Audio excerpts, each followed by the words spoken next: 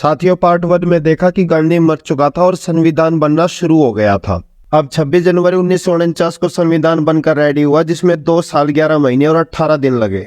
अब आजादी से पहले स्वतंत्रता दिवस 26 जनवरी को मनाया जाता था, तो सभी ने इसे 26 जनवरी को लागू करने का फैसला किया और 24 जनवरी 1950 को सबने इस पर साइन करके इसे 26 जनवरी 1950 को देश में लागू कर दिया। अब अगली घटना वापस जोगेंद्र नाथ मंडल की आती है, जो 8 अक्टूबर 1950 को पाकिस्तान के कानून मंत्री पद से इस्तीफा देकर वापस भारत लौट आए। दरअसल पाकिस्तान जाने के कुछ समय बाद ही उन्होंने देखा कि वहां पर दलितों के साथ और भी ज्यादा अत्याचार हो रहा है और उन्हें अपने हक के लिए आवाज उठाने का अधिकार भी नहीं है। अब इस बात के कोई आंकड़े तो नहीं है कि वहां पर लोगों पर कितना अत्याचार हुआ, परंतु इसका अंदाजा आप इसी से लगा सकते हैं कि गैर मुस्लिम लोगों की पॉपुलेशन आजादी के समय वहां पर 23% थी, जो अब घटकर 2% रह गई है। और सबसे ज्यादा अत्याचार और धर्म परिवर्तन सिखों पर हुआ, उनकी संख्या वहां पर 20 लाख थी, जो आज घटकर मात्र 16,000 रह गई है। अब अक्सर मानवाधिकार वाले कहेंगे कि वो बंटवारे का समय था और उस समय दोनों जगह लोगों को मारा जा रहा था, तो उसमें किसी एक की गलती नहीं थी। तो मैं यहाँ बता दूं, पहले पाकिस्तान से गैर मुस्लिम लोगों को मार के भारत में भेजा गया था, उसके बाद जवाब में भारत के लोगों ने मुस्लिम लोगों को मारना शुरू किया था। और मैं ये पहले पाकिस्तान द्वारा मारे जाने की बात इसलिए कह रहा हूं क्योंकि भारत के लोग तो कभी अलग देश चाहते ही नहीं थे। वो तो जिन्ना और मुस्लिम लीग थी जो केवल अपने लोगों के लिए अपना अलग देश चाहते थे। हमने तो यहाँ पर मुस्लिम लीग के 13 नेताओं को भी स्थान दिया था, परंतु पाकिस्तान में मुस्लिम लीग के अलावा किसी नेता को स्थान नहीं दिया गया। ऊपर से यहाँ के संविधान में सभी धर्म के लोगों के लिए प्रावधान दिए गए, परंतु वहां पर गैर मुस्लिम लोगों को ना तो कोई प्रावधान दिया गया, ना ही कोई विशेष अधिकार। पाकिस्तान का पूरा संविधान केवल इस्लाम और मुसलमान को ध्यान में रख के बनाया गया था, जैसे इस निंदा कानून, और केवल मुसलमान को ही राष्ट्रपति या प्रधानमंत्री बनाना, और मुसलमान भी केवल वही माना जाए जो किसी भी दूसरे धर्म को ना मानता हो। आम आदमी को तो छोड़ दो, खुद कानून मंत्रिमंडल ने दलितों पर हो रहे अत्याचारों के बारे में जब सरकार से कहा तो उनकी एक भी ना सुनी और अंत में उन्होंने इस्तीफा दे दिया। और उन्होंने कोई छोटा मोटा सिंपल सा इस्तीफा नहीं दिया, बल्कि गैर मुस्लिम लोगों पर होने वाले अत्याचारों के बारे में उसमें डिटेल से लिखा है। आप चाहो तो वो पढ़ सकते हो, मैंने डिस्क्रिप्शन में इस्तीफे का लिंक दिया हुआ है। अब इसके बाद पाकिस्तान में उनके खिलाफ गिरफ्तारी वारंट जारी हो गया, जिस वजह से वो अपनी जान बचाने के लिए वापस भारत आ गए। अब आने के बाद उन्होंने कई राजनीतिक पार्टियों में शामिल होने की कोशिश की, परंतु किसी ने उन्हें नहीं स्वीकारा, क्योंकि देश के साथ उन्होंने गद्दारी की थी। अंत में बेहद दुख तकलीफों के साथ डकारिया झील की झुग्गी झोपड़ियों में रहते हुए उन्होंने अपनी जिंदगी गुजारी और 5 अक्टूबर 1967 को उनकी मौत हो गई। इधर संविधान बनाने के बाद अंबेडकर का भी काफी नाम हो चुका था और उन्होंने 5 फरवरी 1951 को हिंदू कोड बिल पेश किया, जिसके अंतर्गत महिलाओं को संपत्ति में अधिकार, तलाक का अधिकार, बहु विवाह पे रोक और विधवा विवाह को मान्यता जैसे 4 मुख्य अधिकार दिए गए थे। ये बिल पहली बार इन्होंने 11 अप्रैल 1947 को संविधान सभा में भी पेश किया था, परंतु वहां भी इसे ठुकरा दिया गया था, क्योंकि इसकी मुख्य कमी ये थी कि ये केवल हिंदू महिलाओं के लिए लाया जा रहा था, इसमें मुस्लिम महिलाओं को शामिल नहीं किया गया था। और यहाँ मैं भी इनकी बात से पूरी तरह सहमत हूँ। इस बिल से सच में औरतों का भविष्य सुधारा जा सकता है, परंतु ये सब पर समान रूप से लागू होना चाहिए, ना कि केवल किसी एक विशेष धर्म की औरतों पर। कुछ अम्बेडकरवादी ये भी कहेंगे कि पहले घर की सफाई की जाती है, फिर बाहर की, इसीलिए पहले हिंदू धर्म पर लागू करेंगे, फिर दूसरे धर्मों पर। तो यहाँ मैं उन्हें बता दूं कि ये पूरा एक देश है, इसमें कुछ भी अंदर बाहर नहीं है। और इस पूरे देश में कहीं भी किसी के साथ गलत या अन्याय होता है तो हम सबका फर्ज है कि उसे ठीक करें, ना कि पहले ये देखें कि वो घर की चीज है या बाहर की। और रही बात पहले घर को साफ करने की, तो धर्म से पहले तुम्हारी जाति और समाज के लोग तुम्हारे घर में आते हैं। तो पहले अगर घर को ही साफ करना है तो ये जातिगत भेदभाव और हिंदू कोड बिल केवल अपने दलित समाज में लागू करो, उसके बाद हिंदू धर्म पे लागू कर देना। अगर बाबा साहब इसे केवल दलित औरतों के लिए लागू कर देते तो फिर स्वर्ण दलित औरतों से शादी करके उनकी प्रॉपर्टियों पे मजे भी उड़ाते, और कोई दलित स्वर्ण से शादी करता तो उसे कोई प्रॉपर्टी नहीं मिलती। तो जो आज तुम ये कहते हो ना कि स्वर्ण दलितों से शादी क्यों नहीं करते, उसके बाद तुम कहते कि स्वर्ण दलितों से शादी क्यों कर रहे हैं। यहाँ तक कि तुम बाबा साहब को भी गालियां देते हो और आज उनको मान भी केवल इसीलिए रहे हो क्योंकि उन्होंने तुम्हें आरक्षण देकर पैसे का फायदा करा दिया। तुम लोगों को बाबा साहब या उनके विचारों से कोई मतलब नहीं है, केवल अपना प्रॉफिट और फायदा दिखता है। जहां भी प्रॉफिट होता है वहीं पर हो लेते हो। अगर सच में चाहते हो देश की समस्याएं खत्म हो तो सभी के लिए एक कानून होना चाहिए, ना कि हिंदू ला मुस्लिम ला अलग अलग। दरअसल मुझे लगता है 1952 के इलेक्शनों में अंबेडकर को मुस्लिम वोटों की जरूरत थी, इसीलिए उसने मुस्लिम महिलाओं को इसमें शामिल नहीं किया होगा, और यही उनकी सबसे बड़ी भूल थी। अगर अंबेडकर इसमें मुस्लिम महिलाओं को भी शामिल कर लेते तो एक तो उनकी प्रसिद्धि बढ़ती क्योंकि उन्होंने मुस्लिम महिलाओं के विकास के लिए भी काम किया, दूसरा उन्हें 1952 के इलेक्शनों में भी मदद मिलती क्योंकि हिंदू मुस्लिम दोनों महिलाएं उन्हें वोट करती, और तीसरा इससे वो अपने विरोधियों का मुंह भी बंद कर सकते थे कि अब तो मैंने मुस्लिम महिलाओं को भी शामिल कर लिया, अब तो इस बिल को पास करो। और अगर वो नहीं करते तो उनका मतलबी और स्वार्थी चेहरा दुनिया के सामने आता। पर पता नहीं उन्होंने क्या सोचकर दोबारा इसमें मुस्लिम औरतों को शामिल नहीं किया, जिस वजह से हिंदू तो उसके खिलाफ हुए ही, साथ में मुस्लिम औरतों का भी समर्थन उन्हें नहीं मिला।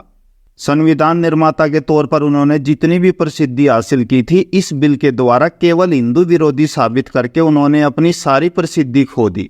खैर, इस प्रकार इस बिल में केवल हिंदू औरतों को शामिल करने की वजह से इस बिल का खूब विरोध हुआ और जगह जगह हिंसा हुई, जिस वजह से इस बिल को लागू नहीं किया गया। अंत में 25 सितंबर 1951 को बाबा साहब ने अपने कानून मंत्री पद से इस्तीफा दे दिया, जिसकी कई वजह बताई जाती हैं। बाबा साहब का कहना था कि उनके बिल का विरोध किया गया, इसलिए वो इस्तीफा दे रहे हैं। साथ ही बाबा साहब की नेहरू से बन भी नहीं रही थी क्योंकि नेहरू अपने अलावा किसी को कुछ नहीं समझता था, वो दूसरों के साथ क्लर्क जैसा व्यवहार करता था, जिस वजह से बाबा साहब ने इस्तीफा दे दिया। इसके अलावा एक तीसरी वजह यह भी बताई जाती है कि फरवरी 1952 में लोकसभा के चुनाव थे और इस समय गांधी भी मर चुका था और मुस्लिम लीग पाकिस्तान जा चुकी थी और बाबा साहब का संविधान बनाने की वजह से बहुत नाम हो चुका था। उन्हें लगा होगा मैं नेहरू और कांग्रेस को अच्छी टक्कर दे सकता हूँ, इसीलिए वो इस्तीफा देकर नेहरू और कांग्रेस के खिलाफ इलेक्शन लड़ने की तैयारी करने लगे। खैर, फरवरी 1952 में इलेक्शन हुए और इन इलेक्शनों में कांग्रेस ने उनके खिलाफ एक मामूली दूध बेचने वाले नारायण काजोलकर को उतारा। बाबा साहब को पूरी उम्मीद थी कि वो आसानी से जीत जाएंगे, परंतु एक बार दोबारा चुनाव के नतीजे देखकर वो हैरान हो गए क्योंकि इस बार दोबारा कांग्रेस ने उन्हें हरा दिया था। इसके बाद इसी साल 1952 में राज्यसभा के चुनाव भी हुए और बाबा साहब ने उन चुनावों में कांग्रेस को हराकर अपनी हार का बदला लिया और राज्यसभा के सदस्य बने। अंत में 1954 में भंडारा लोकसभा के उपचुनावों में उन्होंने दोबारा लोकसभा सदस्य बनने का प्रयास किया, परंतु इस बार वो तीसरे स्थान पर रहे और कांग्रेस ने फिर से उन्हें हरा दिया। अब इस हार से बाबा साहब को काफी बातें समझ में आने लगी। एक तो उन्हें पता चल गया कि मैं चाहे दलितों के लिए कितना भी करूं, ये कभी भी मेरा साथ नहीं देंगे। दूसरा, ये दुनिया मतलब की है और यहाँ पर केवल पैसे वालों की चलती है। जब तक आप किसी को पर्टिकुलर फायदे कराने की बात नहीं करते, तब तक कोई भी आपसे नहीं जुड़ता। और तीसरा, वो समझ गए कि मैं केवल दलितों की बात करके कांग्रेस को हरा नहीं सकता, मुझे सबका साथ लेने की जरूरत पड़ेगी। इसीलिए 30 सितंबर 1956 को बाबा साहब ने अपनी पार्टी शेड्यूल कास्ट फेडरेशन को खत्म करके रिपब्लिक पार्टी ऑफ इंडिया की स्थापना की। इसके अलावा पिछले कुछ समय से वो काफी बीमार भी रहने लगे थे और उन्हें पता था कि वो जल्दी ही मरने वाले हैं, इसीलिए उन्होंने तुरंत 14 अक्टूबर 1956 को हिंदू धर्म छोड़कर बौद्ध धर्म भी अपना लिया। उन्होंने कई बार इस्लाम भी अपनाने की सोची थी, परंतु उसमें कई समस्याएं थी। जैसे एक तो बाबा साहब की मोहम्मद या कुरान के सामने कोई भी वैल्यू नहीं थी, चाहे वो मुसलमानों के लिए कितने भी काम कर लें। और दूसरा, उन्हें इस्लाम में कुछ भी चेंज करने की इजाजत नहीं थी, जबकि उन्हें इस्लाम में कई कमियां लगती थी जिन्हें वो बदलना चाहते थे। उन्होंने तो दलितों को भी इस्लाम धर्म अपनाने से मना किया था क्योंकि इस्लाम में भी केवल ऊंची जातियों का बोलबाला था और ये ऊंची जातियों के लोग हिंदू धर्म के ब्राह्मणों वाली सोच रखते थे। साथ ही उन्होंने बहुविवाह प्रथा और पर्दा प्रथा के नाम पर महिलाओं पर होने वाले इस्लाम में अत्याचार के बारे में भी स्पष्ट रूप से लिखा है। ये जो मैं इस्लाम धर्म की कट्टरता और महिलाओं पर होने वाले अत्याचार की बातें करता हूँ, ये बाबा साहब ने भी अपने वॉल्यूम 8 में की है। अगर आप डिटेल से जानना चाहें तो मैंने उसका लिंक डिस्क्रिप्शन में दिया हुआ, वहां से पढ़ सकते हैं।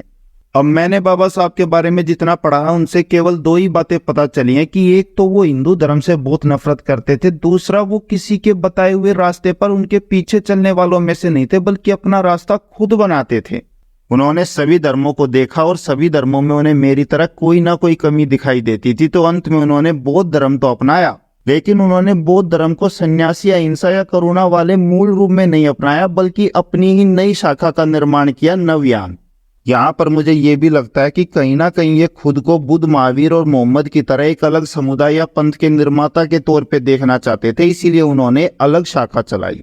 खैर, इस नई शाखा नवयान के अंतर्गत उन्होंने 22 प्रतिज्ञाएं दी और 22 प्रतिज्ञाओं में केवल दो ही बातें कही हैं। एक तो सभी लोग एक दूसरे के साथ समानता से रहें, कोई भी भेदभाव ना करे। दूसरा, लोग हिंदू धर्म से नफरत करें और उसे छोड़ दें।